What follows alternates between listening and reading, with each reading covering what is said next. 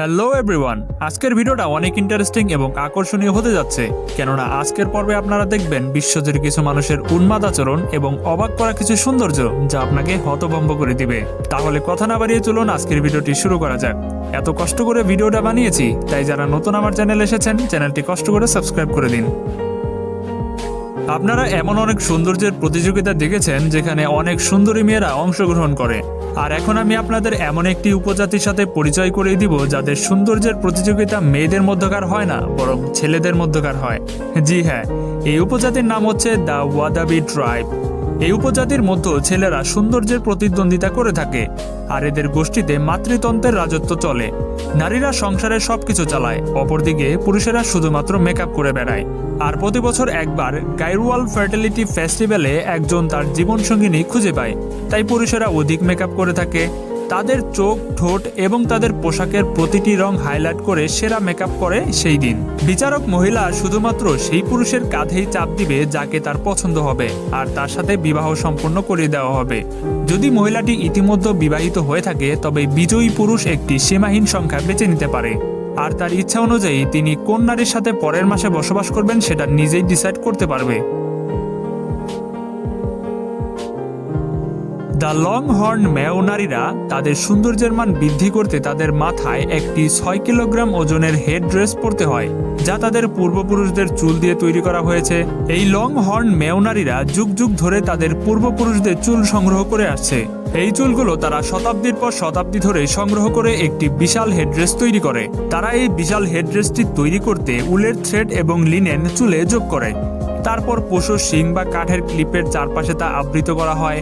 এই অর্ধচন্দ্রাকার আকৃতির নকশাটি সাদা ফিতা দিয়ে মাথার সাথে সংযুক্ত করা হয়। আগে তারা দৈনিক ভিত্তিতে এটি পরিধান করত, কিন্তু এখন তারা শুধুমাত্র এটি ছুটির দিনই পরিধান করে। এখন আপনারা যে উপজাতির সম্পর্কে জানতে যাচ্ছেন তারা হলো প্যাডাং উপজাতি। তারা তাদের লম্বা ঘাড়কে অবিশ্বাস্যভাবে সুন্দর মনে করে, আর সেখানে যাওয়া পর্যটকরা তাদেরকে জিরাফ মহিলা বলে ডাকে। তাদের এই ঘাড়কে আরো লম্বা করার জন্য বিয়ে করতে হয়, আর তাদের ঘাড়কে লম্বা করার জন্য একটি বিশেষ পিতলের নেকলেস পরানো হয়। মেয়েরা তাদের গলায় প্রথম নেকলেসটি পরে 5 থেকে 9 বছরের মধ্যে। তারপর ধীরে ধীরে নেকলেসের সংখ্যা বাড়তে থাকে, আর 45 বছর বয়সে গিয়ে তাদের এই নেকলেস পরানো বন্ধ করে দেওয়া হয়। 45 বছর বয়সে প্রতিটা পাডাং মহিলা তাদের গলায় 15 কেজি পর্যন্ত এই রিং পরিধান করে থাকে। এই রিং পরিধান করার ফলে তার কাঁধ রেকর্ড 40 সেন্টিমিটার পর্যন্ত লম্বা হয়ে যায়। আর তারা কখনোই তাদের ঘাড়ের রিং খুলে ফেলেন না, কেননা তারা যদি এটি খুলে ফেলে তাহলে তাদের ঘাড়ের পেশিগুলো অ্যাট্রফি হয়ে যেতে পারে, আর তখন তারা তাদের মাথা উঁচু করে রাখা কঠিন হয়ে পড়বে। এমনকি কখনো কখনো ঘাড় ভেঙে যাওয়ারও সম্ভাবনা থাকে।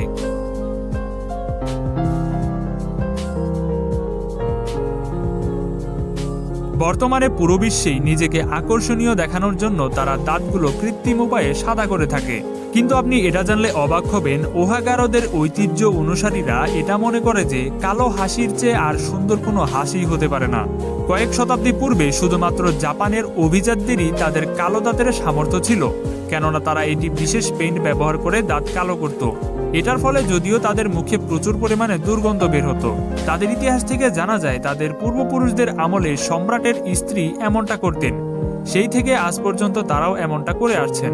এখন মায়ানমারের আধুনিক গেইশা এবং ফ্যাশনিস্টরাও এই ধরনের অস্বাভাবিক সৌন্দর্যে নিজেকে রাঙিয়ে পুরুষদের আনন্দ দিয়ে থাকে। এই মন্টাওয়াই মেয়েটিকে দেখে অনেক সুন্দরী মনে হচ্ছে, তাই না? কিন্তু আপনি কি একটু লক্ষ্য করেছেন তার দাঁতগুলো কিন্তু একদম শার্কের মতো তীক্ষ্ণ।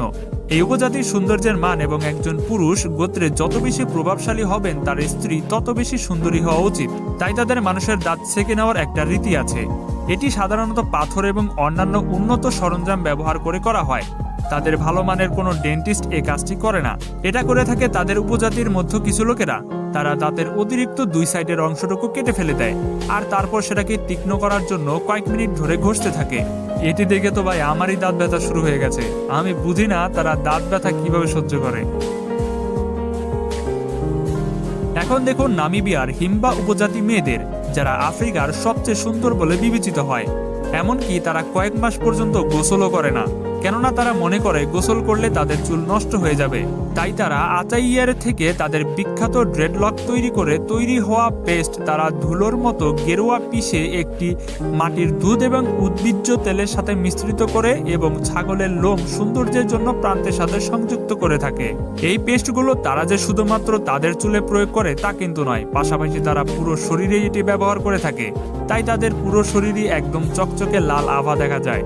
এটি যে শুধুমাত্র তাদের সৌন্দর্য তা কিন্তু নয়, পাশাপাশি তাদের সূর্যের নিচে বেঁচে থাকতেও সাহায্য করে। এই পেস্ট তাদের ত্বককে পোকামাকড়ের কামড় থেকেও রক্ষা করে, আবার এটাকে সাবান হিসেবে বিবেচনা করা যেতে পারে। কিন্তু মাইলা উপজাতির মেয়েরা সার দিয়ে চুলের স্টাইল করে। প্রথমে তারা অক্টোপাসকে গরুর মলমূত্রের সাথে মিশ্রিত করে বিশাল আকৃতি তৈরি করে। তবে প্রথম দিকে তারা চূর্ণ লাল পাথরের সাহায্যে তাদের চুল রাঙাতো, যেটা বর্তমানে আমরা ব্যবহার করি জেল হিসেবে, সেটাই মূলত তারা চূর্ণ লাল পাথর হিসেবে ব্যবহার করত। এটা তৈরিতে গাছের ছাল এবং তেলের সাথে গোবর মিশ্রিত করে তৈরি করা হয় এবং সুগন্ধির জন্য তারা বিভিন্ন ভেষজ যোগ করে থাকে। আমি নিজেই বুঝতে পারছি না তারা যে উপকরণগুলো দিয়ে মাথায় এমন একটা আকৃতি তৈরি করলো সেটা কিভাবে সুগন্ধির হতে পারে। এইসব উপজাতির ট্রেডিশনগুলো ভাই সত্যি অনেক অদ্ভুত। তো বন্ধুরা, যদি আপনাদের মাথায়ও এমন টুপি পরিয়ে দেওয়া হয় তাহলে আপনি কতক্ষণ মাথায় রাখতে পারবেন? কমেন্ট সেকশনে জানাবেন।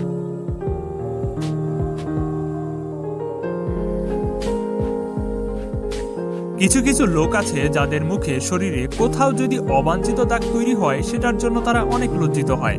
আবার কেউ কেউ তাদের সৌন্দর্য হওয়ার উদ্দেশ্যে ইথিওপিয়ার মেয়েদের একটি স্কার্ফ ফিকশনের অনুষ্ঠানের মধ্য দিয়ে যায়, যেটা শরীরে ট্যাটু বানানোর চেয়ে অনেক বেশি বেদনাদায়ক। অসিডিওর মাস্টার গাছের রস এবং ছাই ব্যবহার করে ত্বকের ত্রাণের দাগ তৈরি করা হয়। এমনকি আরেকটি উপজাতি আছে, তারা হলো চিন ব্রিড টাইপ, যাদের সাধারণত পাপুয়া নিউগিনিতে দেখা যায়। পাপুয়া নিউগিনির এই উপজাতিদের প্রথাটি হলো একটি পাসপোর্ট পাবার মতো। তারা যখন প্রাপ্তবয়স্ক হয়ে ওঠে তখন প্রধানরা তাদের শরীরে শত শত দাগ তৈরি করে আর দাগগুলো ফুলে যায়, কেননা তাদের ত্বকের নিচ দিয়ে কাদামাটি স্থাপন করা হয়, ফলে তাদের চামড়াগুলো দেখতে কুমিরের চামড়ার মতো দেখা যায়।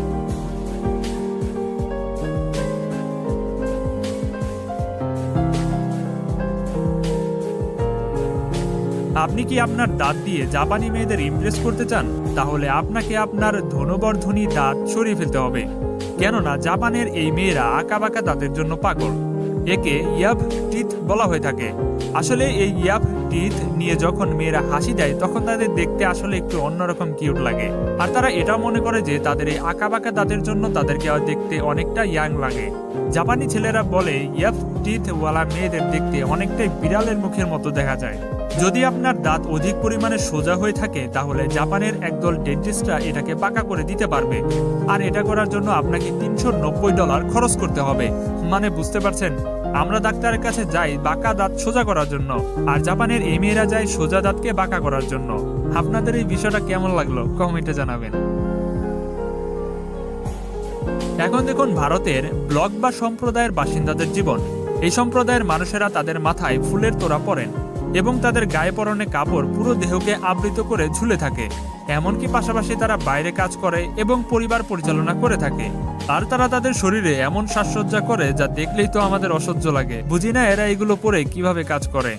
এখনো যারা চ্যানেলটি সাবস্ক্রাইব করেননি তারা দ্রুত সাবস্ক্রাইব করে ফেলুন।